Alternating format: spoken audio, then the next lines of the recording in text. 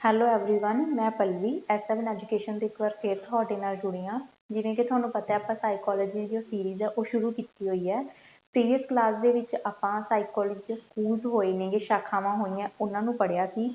ਅੱਜ ਦੀ ਕਲਾਸ ਦੇ ਵਿੱਚ ਆਪਾਂ ਸਾਈਕੋਲੋਜੀ ਜੋ ਮੈਥਡਸ ਨੇ ਉਹਨਾਂ ਬਾਰੇ ਗੱਲ ਕਰਾਂਗੇ। ਪਰ ਜੋ ਇਹ ਮੈਥਡਸ ਨੇ ਕਾਫੀ ਜ਼ਿਆਦਾ ਨੇ, ਲੈਂਥੀ ਹੈ, ਇਸ ਲਈ ਇੱਕ ਕਲਾਸ ਦੇ ਵਿੱਚ ਇਹ ਕਵਰ ਨਹੀਂ ਹੋਣਗੇ, ਇਸ ਲਈ ਆਪਾਂ ਇਹਨੂੰ ਪਾਰਟ ਦੇ ਵਿੱਚ ਡਿਵਾਈਡ ਕਰਕੇ ਕਵਰ ਕਰਾਂਗੇ।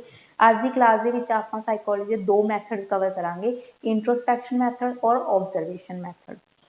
हाँ जी, फस्ट अगर मैथड की गल करते हैं जी, इंट्रोस्पैक्शन मैथड। देखो साइकोलॉजी के विच की हुंदा, आपां किसी दे भी व्यवहार का ज्ञान करते हैं, ठीक है।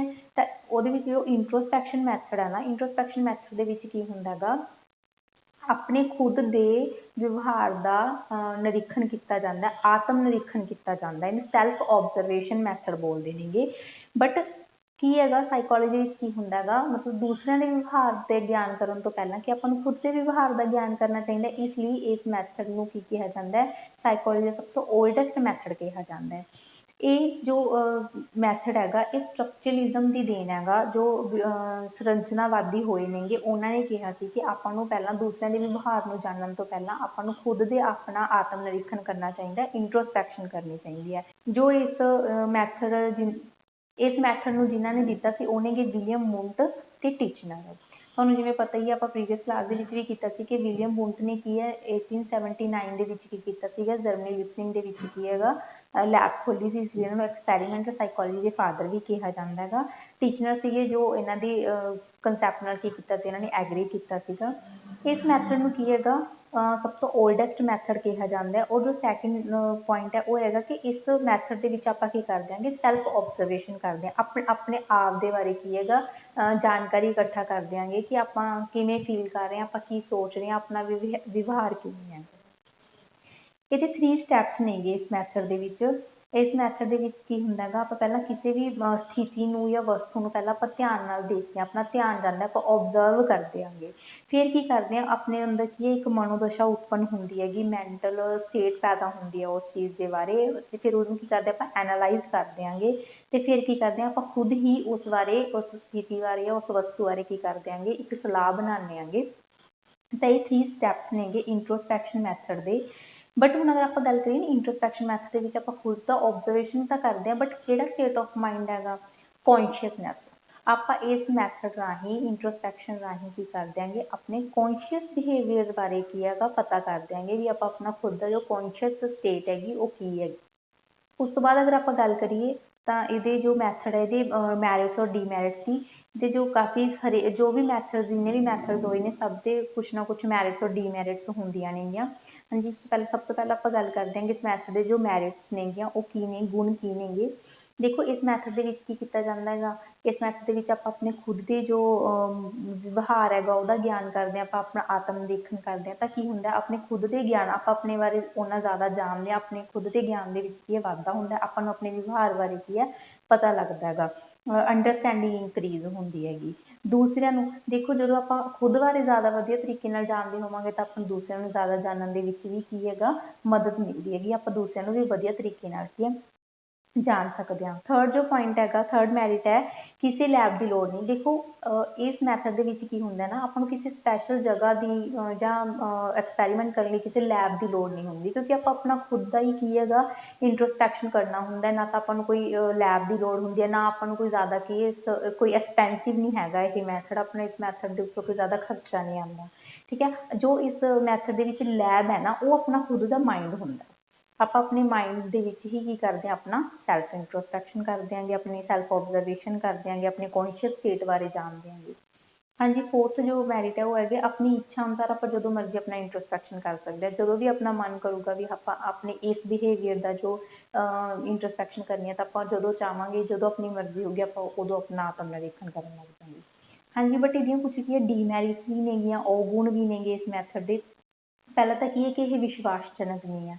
ਆਪਾਂ ਆਪਣਾ ਕੀ ਕਰ ਦਿਆਂਗੇ, ਦੇਖੋ ਆਪਾਂ ਆਪਣਾ ਕੀ ਕਰ ਦਿਆਂਗੇ ਆਤਮ ਨਿਰੀਖਣ ਕਰ ਦਿਆਂਗੇ। ਉਹ ਆਪਣੀ ਆਪਾਂ ਮਤਲਬ ਖੁਦ ਦਾ ਆਪਾਂ ਆਤਮ ਨਿਰੀਖਣ ਕਰ ਰਹੇ ਹਾਂ। ਹੁਣ ਆਪਾਂ ਜਿਵੇਂ ਕਿਸੇ ਨੂੰ ਦੱਸਾਂਗੇ ਵੀ ਹਾਂ ਸਾਡਾ ਵਿਵਹਾਰ ਇੱਦਾਂ ਦਾ ਹੀ ਹੈ, ਤਾਂ ਉਹ ਆਪਾਂ ਦੂਸਰੇ ਵਿਅਕਤੀ ਉਸ ਚੀਜ਼ ਨੂੰ ਕੀ ਜੱਜ ਨਹੀਂ ਕਰ ਸਕਦਾ ਹੈਗਾ, ਠੀਕ ਹੈ। ਜੋ ਥਰਡ ਪੁਆਇੰਟ ਹੈ ਹੋਏ ਕਿ ਇਸ ਵਿਧੀ ਵਿੱਚ ਕੀ ਹੈਗਾ, ਆਪਾਂ ਸਭ ਦਾ ਕੀ ਹੈ ਇੰਟਰੋਸਪੈਕਸ਼ਨ ਨਹੀਂ ਕਰ ਸਕਦੇ। ਹੁਣ ਦੇਖੋ ਬੱਚੇ ਆ, ਬੱਚੇ ਖੁਦ ਦਾ ਇੰਟਰੋਸਪੈਕਸ਼ਨ ਕਿਵੇਂ ਕਰਨਗੇ, ਸੈਲਫ ਆਬਜ਼ਰਵੇਸ਼ਨ ਕਿੱਦਾਂ ਕਰਨਗੇ, ਠੀਕ ਹੈ। ਉਹਨਾਂ ਦਾ ਜੋ ਇੰਨਾ ਨੌਲੇਜ ਉਹਨਾਂ ਦੀ ਨਹੀਂ ਹੁੰਦੀ ਕਿ ਉਹ ਖੁਦ ਦੀ ਇੰਟਰੋਸਪੈਕਸ਼ਨ ਕਰ ਸਕਣ, ਠੀਕ ਹੈ। ਔਰ ਜੋ ਦਿਮਾਗੀ ਤੌਰ 'ਤੇ ਬਿਮਾਰ ਵਿਅਕਤੀ ਨੇ ਉਹ ਵੀ ਆਪਣਾ ਸੈਲਫ ਇੰਟਰੋਸਪੈਕਸ਼ਨ ਨਹੀਂ ਕਰ ਸਕਦੇ ਹੈਗੇ, ਆਪਣੀ ਸੈਲਫ ਆਬਜ਼ਰਵੇਸ਼ਨ ਨਹੀਂ ਕਰ ਸਕਦੇ। ਹਾਂਜੀ, ਇਹ ਸੀਗਾ ਆਪਣਾ ਮੈਥਡ, ਇੰਟਰੋਸਪੈਕਸ਼ਨ ਮੈਥਡ, ਜਿਹਦੇ ਵਿੱਚ ਕੀ ਹੈਗਾ ਆਪਾਂ ਖੁਦ ਦੇ ਆਤਮ ਨਿਰੀਖਣ ਕਰ ਦਿਆਂਗੇ। ਆਪਾਂ ਆਪਣੇ ਖੁਦ ਦੇ ਜੋ ਗੁਣ ਨੇ, ਔਗੁਣ ਨੇ, ਆਪਣਾ ਵਿਵਹਾਰ ਕਿੱਦਾਂ ਦਾ, ਔਰ ਰੁਚੀਆਂ ਕਿੱਦਾਂ ਦੀਆਂ, ਆਪਣੇ ਡਿਸਲਾਈਕਸ ਲਾਈਕਸ, ਇਹਨਾਂ ਸਾਰੀਆਂ ਚੀਜ਼ਾਂ ਬਾਰੇ ਕੀ ਹੈਗਾ ਪਤਾ ਕਰ ਦਿਆਂਗੇ। ਇਹ ਸੀਗਾ ਇੰਟਰੋਸਪੈਕਸ਼ਨ ਮੈਥਡ। ਹਾਂਜੀ, ਸੈਕਿੰਡ ਜੋ ਮੈਥਡ ਹੈਗਾ ਉਹ ਹੈ ਓਬਜ਼ਰਵੇਸ਼ਨ ਮੈਥਡ। ਇਹ ਜੋ ਮੈਥਡ ਹੈ ਇਹ ਵਿਵਹਾਰਵਾਦ ਦੀ ਦੇਣ ਹੈ, ਬਿਹੇਵੀਅਰਿਜ਼ਮ ਦੀ ਦੇਣ ਹੈ, ਠੀਕ ਹੈ। ਇਸ ਵਿਧੀ ਦੇ ਵਿੱਚ ਕੀ ਕੀਤਾ ਜਾਂਦਾ ਜੀ, ਦੂਸਰਿਆਂ ਦੇ ਵਿਵਹਾਰ ਦਾ ਅਧਿਐਨ। ਇੰਟਰੋਸਪੈਕਸ਼ਨ ਦੇ ਵਿੱਚ ਤਾਂ ਆਪਾਂ ਆਪਣੇ ਖੁਦ ਦਾ ਆਤਮ ਨਿਰੀਖਣ ਕਰਦੇ ਹਾਂ, ਆਪਾਂ ਖੁਦ ਦੇ ਆਪਣੇ ਵਿਵਹਾਰ ਬਾਰੇ ਜਾਣਦੇ ਹਾਂ, ਬਟ ਇਹਦੇ ਵਿੱਚ ਕੀ ਹੁੰਦਾ ਹੈਗਾ, ਦੂਸਰਿਆਂ ਦੇ ਵਿਵਹਾਰ ਬਾਰੇ ਕੀ ਹੈ ਅਧਿਐਨ ਕੀਤਾ ਜਾਂਦਾ ਹੈਗਾ। ਇਸ ਵਿਧੀ ਦੇ ਵਿੱਚ ਇਹ ਵਿਧੀ ਹੈ ਜੋ ਆਤਮ ਨਿਰੀਖਣ ਵਿਧੀ ਦੀ ਕੀ ਹੈ, ਬਿਲਕੁਲ ਉਲਟ ਵਿਧੀ ਹੈਗੀ, ਇੰਟਰੋਸਪੈਕਸ਼ਨ ਦੀ ਬਿਲਕੁਲ ਓਪੋਜ਼ਿਟ ਹੈ। ਇਹਦੇ ਵਿੱਚ ਕੀ ਕੀਤਾ ਜਾਂਦਾ ਜੀ, ਬੱਚੇ ਦੇ ਕੀ ਕਿਸੇ ਵੀ ਵਿਅਕਤੀ ਦੇ ਜਾਂ ਬੱਚੇ ਦੇ ਕੀ ਹੈ ਬਾਹਰੀ ਵਿਵਹਾਰ ਦਾ ਅਧਿਐਨ ਕੀਤਾ ਜਾਂਦਾ। ਦੇਖੋ ਇਸ ਮੈਥਡ ਦੇ ਵਿੱਚ ਨਾ ਕੀ ਹੁੰਦਾ ਹੈਗਾ, ਆਪਾਂ ਕਿਸੇ ਵੀ ਵਿਅਕਤੀ ਦੇ ਕੀ ਹੈ ਐਕਸਟਰਨਲ ਜੋ ਵਿਵਹਾਰ ਹੁੰਦਾ, ਬਿਹੇਵੀਅਰ ਹੁੰਦਾ ਹੈਗਾ, ਉਹਦਾ ਕੀ ਹੈ ਅਧਿਐਨ ਕਰਦੇ ਹਾਂ, ਬਟ ਆਪਾਂ ਇੰਟਰਨਲ ਦਾ ਨਹੀਂ ਕਰ ਸਕਦੇ। ਓਬਜ਼ਰਵੇਸ਼ਨ ਕਰਦੇ ਜਦੋਂ ਵੀ ਆਪਾਂ ਕਿਸੇ ਵਿਅਕਤੀ ਨੂੰ ਓਬਜ਼ਰਵ ਕਰਦੇ ਹਾਂ, ਉਦੋਂ ਕੀ ਹੁੰਦਾ ਆਪਾਂ ਉਹਦੇ ਐਕਸਟਰਨਲ ਵਿਵਹਾਰ ਦਾ ਕੀ ਹੈ ਅਧਿਐਨ ਕਰਦੇ ਹਾਂ, ਨਾ ਕਿ ਇੰਟਰਨਲ ਦਾ। ਹਾਂਜੀ, ਇਹਦੇ ਵੀ ਕੁਝ ਸਟੈਪਸ ਨੇਗੇ, ਉਹ ਕਿਵੇਂ, ਪਹਿਲਾਂ ਦੇਖੋ ਇਹ ਨਿਸ਼ਚਿਤ ਕੀਤਾ ਜਾਂਦਾ ਜਦੋਂ ਵੀ ਆਪਾਂ ਕਿਸੇ ਦਾ ਵੀ ਆਪਾਂ ਸਾਈਕੋਲੋਜੀ ਵਿੱਚ ਇਹ ਮੈਥਡ ਯੂਜ਼ ਕਰਦੇ ਹਾਂ ਨਾ, ਓਬਜ਼ਰਵੇਸ਼ਨ ਮੈਥਡ, ਤਾਂ ਇਹਦੇ ਵਿੱਚ ਕੀ ਹੁੰਦਾ, ਪਹਿਲਾਂ ਆਪਾਂ ਇਹ ਦੇਖਦੇ ਹਾਂ ਕਿ ਆਪਾਂ ਵਿਅਕਤੀ ਦੇ ਕਿਹੜੇ ਵਿਵਹਾਰ ਦਾ ਗਿਆਨ ਕਰਨਾ। ਪਹਿਲਾਂ ਆਪਾਂ ਦੇਖਾਂਗੇ ਕਿ ਆਪਾਂ ਕਿਸ ਤਰ੍ਹਾਂ ਦਾ ਵਿਵਹਾਰ ਕੀ ਆ ਆਪਾਂ ਓਬਜ਼ਰਵ ਕਰਨਾ ਹੈਗਾ, ਆਪਾਂ ਉਹਦੇ ਗੱਲਬਾਤ ਕਰਨ ਦਾ ਤਰੀਕਾ ਦੇਖਣਾ ਹੈ, ਜਾਂ ਉਹ ਪੜ੍ਹਾਈ ਕਿਸ ਤਰ੍ਹਾਂ ਕਰ ਰਿਹਾ ਉਸ ਚੀਜ਼ ਦਾ ਤਰੀਕਾ ਦੇਖਣਾ, ਜਾਂ ਉਹ ਖਾਣਾ ਖਾ ਰਿਹਾ ਉਹ ਕਿੱਦਾਂ ਦੇ, ਜਾਂ ਉਹ ਕਿਸੇ ਦੂਸਰੇ ਵਿਅਕਤੀ ਨਾਲ ਕਿੱਦਾਂ ਦਾ ਵਿਵਹਾਰ ਕਰ ਰਿਹਾ, ਆਪਾਂ ਉਹ ਦੇਖਣਾ। ਆਪਾਂ ਨੂੰ ਪਹਿਲਾਂ ਇਹ ਚੀਜ਼ ਡਿਸਾਈਡ ਕਰਨੀ ਪੈਂਦੀ ਹੈ ਕਿ ਆਪਾਂ ਵਿਅਕਤੀ ਦੇ ਕਿਹੜੇ ਵਿਵਹਾਰ ਦਾ ਗਿਆਨ ਕਰਨਾ। ਸੈਕਿੰਡ ਕੀ ਹੈ, ਫਿਰ ਜਦੋਂ ਕੀ ਆ ਆਪਾਂ ਇਹ ਚੀਜ਼ ਪਤਾ ਕਰ ਲੈਣੀ ਵੀ ਹਾਂਜੀ ਆਪਾਂ ਬੱਚੇ ਦੇ ਇਹ ਬਿਹੇਵੀਅਰ ਦਾ ਗਿਆਨ ਕਰਦਾ, ਫਿਰ ਆਪਾਂ ਜਦੋਂ ਉਸ ਚੀਜ਼ ਨੂੰ ਲੈ ਕੇ ਬੰਦੇ ਨੂੰ ਓਬਜ਼ਰਵ ਕਰ ਦਿਆਂਗੇ, ਤਾਂ ਫਿਰ ਆਪਾਂ ਉਹ ਜੋ ਵੀ ਆਪਾਂ ਓਬਜ਼ਰਵ ਕੀਤਾ ਹੁੰਦਾ ਹੈਗਾ ਉਹਦਾ ਕੀ ਹੈ ਇੱਕ ਰਿਕਾਰਡ ਰੱਖਦੇ ਹਾਂ, ਰਿਕਾਰਡ ਬਣਾਉਂਦੇ ਹੈਗੇ, ਤੇ ਅੰਤ ਦੇ ਵਿੱਚ ਆਪਾਂ ਕੀ ਕਰਦੇ ਹਾਂ, ਕੰਕਲੂਜਨ ਕੱਢਦੇ ਹਾਂ, ਸਿੱਟਾ ਕੱਢਦੇ ਹੈਗੇ ਵੀ ਆਪਣੇ ਇਸ ਮੈਥਡ ਦਾ, ਇਸ ਪ੍ਰੋਸੈਸ ਦਾ ਅੰਤ ਤੇ ਸਿੱਟਾ ਕੀ ਨਿਕਲਿਆ। ਹਾਂਜੀ, ਇਸ ਤੋਂ ਬਾਅਦ ਗੱਲ ਕਰਦੇ ਹਾਂ ਆਪਾਂ ਫਾਰਮਲ ਆਬਜ਼ਰਵੇਸ਼ਨ ਔਰ ਇਨਫਾਰਮਲ ਆਬਜ਼ਰਵੇਸ਼ਨ। ਦੇਖੋ ਫਾਰਮਲ ਆਬਜ਼ਰਵੇਸ਼ਨ ਔਰ ਇਨਫਾਰਮਲ ਆਬਜ਼ਰਵੇਸ਼ਨ ਇਹ ਕੀ ਹੁੰਦੇ ਆ, ਦੇਖੋ ਇੱਕ ਤਾਂ ਹੁੰਦਾ ਹੈਗਾ ਫਾਰਮਲ ਆਬਜ਼ਰਵੇਸ਼ਨ ਦਾ ਮਤਲਬ ਇਹ ਹੁੰਦਾ ਹੈਗਾ ਕਿ ਜੋ ਆਬਜ਼ਰਵੇਸ਼ਨ ਕੀਤੀ ਜਾਊਗੀ ਉਹ ਪ੍ਰੀ ਪਲੈਨਡ ਹੋ, ਪ੍ਰੀ ਪਲਾਨ ਕੀਤੀ ਜਾਊਗੀ, ਪਹਿਲਾਂ ਤੋਂ ਪਤਾ ਹੋਊਗਾ ਵੀ ਹਾਂਜੀ ਹੁਣ ਸਾਡਾ ਕੀ ਹੈਗਾ, ਓਬਜ਼ਰਵ ਕਰਨ ਵਾਲੇ ਨੂੰ ਵੀ ਪਤਾ ਹੋਊਗਾ ਤੇ ਜਿਸਦੀ ਓਬਜ਼ਰਵੇਸ਼ਨ ਕਰਨੀ ਹੈ ਉਸਨੂੰ ਵੀ ਪਤਾ ਹੋਊਗਾ ਕਿ ਹਾਂਜੀ ਹੁਣ ਇਸ ਟਾਈਮ ਦੇ ਉੱਪਰ ਕੀ ਹੈਗਾ ਮੇਰੀ ਓਬਜ਼ਰਵੇਸ਼ਨ ਕੀਤੀ ਜਾ ਰਹੀ ਹੈ, ਮੇਰੇ ਉੱਪਰ ਧਿਆਨ ਰੱਖਿਆ ਜਾ ਰਿਹਾ ਹੈਗਾ, ਮੇਰੇ ਵਿਵਹਾਰ ਦਾ ਕੀ ਹੈਗਾ ਅਧਿਐਨ ਕੀਤਾ ਜਾ ਰਿਹਾ ਹੈਗਾ। ਪਰ ਜੋ ਇਨਫੋਰਮਲ ਹੁੰਦੀ ਹੈ ਇਹਦੇ ਵਿੱਚ ਨਹੀਂ, ਇਹਦੇ ਵਿੱਚ ਕੁਛ ਵੀ ਪ੍ਰੀ ਪਲਾਨ ਨਹੀਂ ਹੁੰਦਾ ਹੈਗਾ, ਇਹ ਅਚਾਨਕ ਤੋਂ ਕੀਤਾ ਜਾਂਦਾ ਤੇ ਵਿਅਕਤੀ ਨੂੰ ਬਿਨਾਂ ਦੱਸੇ ਕੀਤਾ ਜਾਂਦਾ ਹੈ। ਜਿਸ ਵੀ ਇੰਡੀਵਿਜੂਅਲ ਦਾ ਕੀ ਆ ਆਪਾਂ ਨੇ ਅਧਿਐਨ ਕਰਨਾ ਹੁੰਦਾ, ਓਬਜ਼ਰਵੇਸ਼ਨ ਕਰਨੀ ਹੁੰਦੀ ਹੈ, ਉਹਨੂੰ ਆਪਾਂ ਪਹਿਲਾਂ ਤਾਂ ਦੱਸਦੇ ਨਹੀਂ ਹੁੰਦੇ ਹੈਗੇ ਵੀ ਹਾਂਜੀ ਤੁਹਾਡਾ ਕੀ ਹੈ ਇਸ ਟਾਈਮ ਦੇ ਉੱਪਰ ਤੁਹਾਨੂੰ ਓਬਜ਼ਰਵ ਕੀਤਾ ਜਾਏਗਾ। ਸੈਕਿੰਡ ਪੁਆਇੰਟ ਕੀ ਹੈ ਜੀ, ਕੋਈ ਇਸ ਫਾਰਮਲ ਆਬਜ਼ਰਵੇਸ਼ਨ ਦੇ ਵਿੱਚ ਕੀ ਹੁੰਦਾ, ਟਾਈਮ, ਡੇਟ, ਪਲੇਸ, ਸਾਰਾ ਕੁਝ ਕੀ ਹੁੰਦਾ ਜੀ ਫਿਕਸ ਹੁੰਦਾ ਹੈਗਾ ਕਿ ਕਦੋਂ ਤੁਹਾਡਾ ਕਿਹੜੇ ਟਾਈਮ ਤੇ ਕਿੰਨੀ ਡੇਟ ਨੂੰ ਕਿਹੜੇ ਜਗ੍ਹਾ ਤੇ ਉੱਪਰ ਕੀ ਹੈ ਤੁਹਾਡਾ ਆਬਜ਼ਰਵੇਸ਼ਨ ਤੁਹਾਡੀ ਕੀਤੀ ਜਾਊਗੀ। ਬਟ ਇਹਦੇ ਵਿੱਚ ਕੀ ਹੈਗਾ ਇਹ ਚੀਜ਼ ਨਹੀਂ ਪਤਾ ਹੁੰਦੀ, ਨਾ ਕੋਈ ਟਾਈਮ ਫਿਕਸ ਹੁੰਦਾ, ਨਾ ਕੋਈ ਡੇਟ ਤੇ ਨਾ ਕੋਈ ਜਗ੍ਹਾ ਫਿਕਸ ਕੀਤੀ ਜਾਂਦੀ ਹੈ। ਤੇ ਫਾਰਮਲ ਜੋ ਆਬਜ਼ਰਵੇਸ਼ਨ ਹੈ ਇਹਦੇ ਵਿੱਚ ਕੀ ਹੁੰਦਾ ਗਾ, ਜੋ ਆਬਜ਼ਰਵਰ ਹੁੰਦਾ ਹੈ, ਜੋ ਓਬਜ਼ਰਵ ਕਰਨ ਵਾਲਾ ਹੁੰਦਾ ਗਾ ਇੰਡੀਵਿਜੂਅਲ ਨੂੰ, ਜਿਹਦਾ ਜਾਂ ਕੋਈ ਵੀ ਵਿਅਕਤੀ ਹੈ ਜਿਹਦੀ ਓਬਜ਼ਰਵੇਸ਼ਨ ਕਰਨੀ ਉਹਨੂੰ ਉਹ ਓਬਜ਼ਰਵ ਕਰਨ ਵਾਲੇ ਨੂੰ ਜਾਣਦਾ ਹੁੰਦਾ ਕਿ ਹਾਂਜੀ ਇਹ ਵਿਅਕਤੀ ਹੈ ਜੋ ਮੇਰਾ ਕੀ ਹੈ ਮੇਰੀ ਓਬਜ਼ਰਵੇਸ਼ਨ ਕਰੂਗਾ। ਪਰ ਇਹਦੇ ਵਿੱਚ ਕੀ ਹੈ ਇਨਫੋਰਮਲ ਓਬਜ਼ਰਵੇਸ਼ਨ ਦੇ ਵਿੱਚ ਇਹ ਚੀਜ਼ ਨਹੀਂ ਹੁੰਦੀ। ਹਾਂਜੀ, ਇਸ ਤੋਂ ਬਾਅਦ ਗੱਲ ਕਰਦੇ ਆਪਾਂ ਪਾਰਟੀਸਪੈਂਟ ਔਰ ਨੋਨ ਪਾਰਟੀਸਪੈਂਟ ਆਬਜ਼ਰਵੇਸ਼ਨ ਦੀ। ਪਾਰਟੀਸਪੈਂਟ ਆਬਜ਼ਰਵੇਸ਼ਨ ਦੇ ਵਿੱਚ ਕੀ ਹੁੰਦਾ ਹੈ, ਜੋ ਓਬਜ਼ਰਵਰ ਹੁੰਦਾ ਨਾ, ਓਬਜ਼ਰਵ ਕਰਨ ਵਾਲਾ ਵਿਅਕਤੀ, ਉਹ ਕੀ ਕਹਿੰਦਾ ਉਸ ਪਾਰਟ ਦੇ ਵਿੱਚ ਕੀ ਹਿੱਸਾ ਲੈਂਦਾ ਵਾ। ਮੰਨ ਲਓ ਅਗਰ ਜੋ ਵੀ ਓਬਜ਼ਰਵ ਕਰਨ ਵਾਲਾ ਵਿਅਕਤੀ ਹੈ ਉਹ ਜਿਹਦਾ ਵੀ ਜਿਹਦੀ ਵੀ ਆਬਜ਼ਰਵੇਸ਼ਨ ਕਰਨੀ ਹੈ ਉਹਦੇ ਨਾਲ ਉਹਦੇ ਖੇਲ ਕੂਦ ਦੇ ਵਿੱਚ, ਉਹਦੇ ਖਾਣਾ ਖਾਣ ਦੇ ਵਿੱਚ, ਉਹਦੀ ਸਟੱਡੀ ਦੇ ਵਿੱਚ ਤੇ ਹੋਰ ਅਦਰ ਐਕਟੀਵਿਟੀਜ਼ ਦੇ ਵਿੱਚ ਕੀ ਹੈ ਉਹਦੇ ਨਾਲ ਖੁਦ ਪਾਰਟਿਸਿਪੇਟ ਕਰਦਾ ਹੈਗਾ ਤੇ ਨਾਲ ਕੀ ਹੈ ਵੀ ਉਹਦੀ ਆਬਜ਼ਰਵੇਸ਼ਨ ਕਰਦਾ ਹੈਗਾ। ਇਹ ਇੱਕ ਨੋਟ ਨੈਚੁਰਲ ਐਕਟ ਹੁੰਦਾ ਹੈਗਾ। ਇਹਦੇ ਵਿੱਚ ਕੀ ਹੁੰਦਾ ਨਾ ਕੋਈ ਵੀ ਨੈਚੁਰਲੀ ਬਿਹੇਵ ਨਹੀਂ ਕਰਦਾ ਹੈਗਾ। ਜਦੋਂ ਵਿਅਕਤੀ ਨੂੰ ਪਤਾ ਹੋਊਗਾ ਕਿ ਹਾਂਜੀ ਸਾਹਮਣੇ ਵਾਲਾ ਮੈਨੂੰ ਓਬਜ਼ਰਵ ਕਰ ਰਿਹਾ, ਮੈਨੂੰ ਦੇਖ ਰਿਹਾ, ਮੇਰਾ ਧਿਆਨ ਰੱਖ ਰਿਹਾ, ਤਾਂ ਉੱਥੇ ਕੀ ਓਬਵੀਅਸ ਹੈਗਾ ਕਿ ਨੈਚੁਰਲ ਐਕਟ ਨਹੀਂ ਹੋਊਗਾ। ਉਹ ਜਿਵੇਂ ਦਾ ਦਿਖਾਣਾ ਚਾਹੂਗਾ ਉਵੇਂ ਦਾ ਉਹ ਸਾਹਮਣੇ ਵਾਲੇ ਵਿਅਕਤੀ ਨੂੰ ਓਬਜ਼ਰਵਰ ਨੂੰ ਦਿਖਾ ਰਿਹਾ ਹੋਊਗਾ। ਹਾਂਜੀ, ਨੋਨ ਪਾਰਟਿਸਪੈਂਟ ਦੇ ਵਿੱਚ ਕੀ ਹੁੰਦਾ ਕਿ ਵਿਅਕਤੀ ਨਾ ਦੂਰ ਰਹਿ ਕੇ, ਉਹ ਖੁਦ ਐਕਟੀਵਿਟੀ ਦੇ ਵਿੱਚ ਪਾਰਟਿਸਿਪੇਟ ਨਹੀਂ ਕਰਦਾ, ਉਹਦੇ ਨਾਲ ਉਹਦੇ ਤੋਂ ਦੂਰ ਰਹਿ ਕੇ ਕੀ ਕਰਦਾ ਹੈਗਾ ਉਹਦੇ ਵਿਵਹਾਰ ਦਾ ਕੀ ਹੈ ਅਧਿਐਨ ਕਰਦਾ। ਇਹ ਇੱਕ ਨੈਚੁਰਲ ਐਕਟ ਹੁੰਦਾ ਕਿਉਂਕਿ ਇਹਦੇ ਵਿੱਚ ਕੀ ਹੁੰਦਾ ਵਿਅਕਤੀ ਨੂੰ ਪਤਾ ਹੀ ਨਹੀਂ ਹੁੰਦਾ ਕਿ ਸਾਹਮਣੇ ਵਾਲਾ ਮੈਨੂੰ ਕੌਣ ਮੈਨੂੰ ਓਬਜ਼ਰਵ ਕਰ ਰਿਹਾ ਹੈਗਾ, ਤਾਂ ਉਹ ਜਿਵੇਂ ਦਾ ਹੋਊਗਾ ਨੈਚੁਰਲੀ ਉਦਾਂ ਦਾ ਹੀ ਆਪਣੇ ਆਪ ਨੂੰ ਦਿਖਾਊਗਾ। ਹਾਂਜੀ, ਅਗਰ ਆਪਾਂ ਮੈਰਿਜ ਦੀ ਗੱਲ ਕਰੀਏ ਤਾਂ ਫਸਟ ਹੈਗਾ ਫਲੈਕਸੀਬਲ ਇਨ ਨੇਚਰ।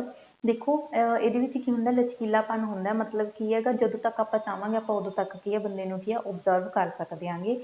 ਸੈਕਿੰਡ ਪੁਆਇੰਟ ਕੀ ਹੈ ਕਹਿੰਦੇ behaviour can noticed without disturbing ਦਾ। ਕਹਿੰਦੇ ਜਦੋਂ ਵੀ ਕੋਈ ਜੋ ਵੀ ਓਬਜ਼ਰਵਰ ਹੈਗਾ ਉਹ ਜਿਹਦਾ ਵੀ ਓਬਜ਼ਰਵੇਸ਼ਨ ਕੀਤੀ ਜਾ ਰਹੀ ਹੈ ਉਸ ਵਿਅਕਤੀ ਨੂੰ ਬਿਨਾਂ ਡਿਸਟਰਬ ਕੀਤੇ ਕੀ ਹੈਗਾ ਉਹਦੀ ਓਬਜ਼ਰਵੇਸ਼ਨ ਉਹਨੂੰ ਕਰ ਸਕਦਾ ਹੈਗਾ, ਓਬਜ਼ਰਵ ਕਰ ਸਕਦਾ ਹੈ। ਇਹ ਸਾਰੇ ਤਰ੍ਹਾਂ ਦੇ ਵਿਅਕਤੀਆਂ ਦੇ ਉੱਪਰ ਹੋ ਸਕਦੀ ਹੈ, ਚਾਹੇ ਕੋਈ ਵਿਅਕਤੀ ਬਿਮਾਰ ਹੈ, ਚਾਹੇ ਕੋਈ ਬੱਚਾ ਹੈਗਾ, ਚਾਹੇ ਕਿਸੇ ਵੀ ਤਰ੍ਹਾਂ ਦਾ ਕੋਈ ਵਿਅਕਤੀ ਹੈਗਾ, ਸਾਰੇ ਤਰ੍ਹਾਂ ਦੇ ਸਟੂਡੈਂਟ ਦੇ ਉੱਪਰ ਕੀ ਹੈਗਾ ਇਹ ਮੈਥਡ ਕੇ ਯੂਜ਼ ਕੀਤਾ ਜਾ ਸਕਦਾ ਹੈ। ਇਹ ਮੈਥਡ ਕਾਫੀ ਈਜ਼ੀ ਤੇ ਇਫੈਕਟਿਵ ਹੈਗਾ। ਤੇ ਇਸ ਮੈਥਡ ਦੇ ਵਿੱਚ ਕੀ ਹੁੰਦਾ ਨਾ ਟੀਚਰ ਹੈ ਨਾ ਜੋ ਡੇ ਟੂ ਡੇ ਲਾਈਫ ਹੁੰਦੀ ਹੈ, ਜਿਹੜੀ ਡੇਲੀ ਲਾਈਫ ਕੀ ਹੈ ਡੇਲੀ ਲਾਈਫ ਦੇ ਵਿੱਚ ਇਸ ਮੈਥਡ ਨੂੰ ਕੀ ਹੈਗਾ ਯੂਜ਼ ਕਰ ਸਕਦਾ ਹੈਗਾ। ਜੋ ਡੀਮੈਰਿਟਸ ਨੇ, ਡੀਮੈਰਿਟ ਦੇ ਵਿੱਚ ਕੀ ਹੈ ਕਹਿੰਦੇ it is not come always compulsory that show his, ਕਹਿੰਦੇ ਜ਼ਰੂਰੀ ਨਹੀਂ ਹੁੰਦਾ ਕਹਿੰਦੇ ਹਰ ਵਾਰ ਕੀ ਹੈਗਾ ਜੋ ਸਾਹਮਣੇ ਵਾਲਾ ਵਿਅਕਤੀ ਉਹ ਆਪਣਾ ਓਰੀਜਨਲ ਬਿਹੇਵੀਅਰ ਹੀ ਹੈ ਜੋ ਉਹ ਸ਼ੋ ਕਰ ਰਿਹਾ ਹੋਵੇ। ਸੈਕਿੰਡ ਪੁਆਇੰਟ ਕੀ ਹੈ ਜੀ ਡਿਫੀਕਲਟ ਟੂ ਫਾਈਂਡ, ਕਹਿੰਦੇ ਆਪਾਂ ਨੂੰ ਨਾ ਵਧੀਆ ਇੱਕ ਐਕਸਪਰਟ ਕੁਸ਼ਲ ਅਧਿਆਪਕ ਜਾਂ ਐਕਸਪਰਟਸ ਮਿਲਣੇ ਕਹਿੰਦੇ ਬਹੁਤ ਮੁਸ਼ਕਿਲ ਹੁੰਦੇ ਨੇਗੇ ਓਬਜ਼ਰਵ ਕਰਨ ਦੇ ਲਈ, ਓਬਜ਼ਰਵੇਸ਼ਨ ਕਰਨ ਦੇ ਲਈ। ਥਰਡ ਪੁਆਇੰਟ ਕੀ ਹੈ ਕਿ ਮੰਨ ਲਓ ਅਗਰ ਆਪਾਂ ਨੂੰ ਵਧੀਆ ਐਕਸਪਰਟ ਮਿਲ ਵੀ ਜਾਂਦਾ ਹੈਗਾ, ਕੁਸ਼ਲ ਅਧਿਆਪਕ ਮਿਲ ਵੀ ਜਾਂਦਾ ਹੈਗਾ, ਬਟ ਤਾਂ ਵੀ ਕੀ ਹੁੰਦਾ ਹੈਗਾ ਇਹ ਕੀ ਹੈ ਕਹਿੰਦੇ ਓਨਲੀ ਓਬਜ਼ਰਵਰ ਹੁੰਦਾ ਹੈਗਾ ਜੋ ਕੀ ਹੈ ਰਿਜ਼ਲਟ ਦੇ ਸਕਦਾ ਹੈਗਾ। ਠੀਕ ਹੈ, ਇਹ ਕੀ ਸੀਗੇ ਇਸ ਮੈਥਡ ਦੇ ਕੀ ਮੈਰਿਟ ਔਰ ਡੀਮੈਰਿਟ ਸੀਗੇ। ਨੈਕਸਟ ਜੋ ਮੈਥਡਸ ਨੇਗੇ ਉਹ ਆਪਾਂ ਨੈਕਸਟ ਕਲਾਸ ਦੇ ਵਿੱਚ ਕਵਰ ਕਰਾਂਗੇ। ਮੈਂ ਉਮੀਦ ਕਰਦੀ ਹਾਂ ਤੁਹਾਨੂੰ ਵੀਡੀਓ ਵਧੀਆ ਲੱਗੀ ਹੋਏਗੀ। ਅਗਰ ਕਲਾਸ ਵਧੀਆ ਲੱਗੀ ਤਾਂ please like share and subscribe. ਸਾਡੇ ਜੋ ਔਨਲਾਈਨ ਔਰ ਆਫਲਾਈਨ ਬੈਚ ਨੇ ਉਹ ਦੋਨੋਂ ਚੱਲ ਰਹੇ ਨੇ, ਅਗਰ ਤੁਸੀਂ ਜੁਆਇਨ ਕਰਨਾ ਚਾਹੁੰਦੇ ਹੋ ਤਾਂ ਪਲੀਜ਼ ਸਾਡੇ ਨੀਚੇ ਦਿੱਤੇ ਨੰਬਰ ਤੇ ਕੰਟੈਕਟ ਕਰੋ। ਔਰ thank you for watching this video.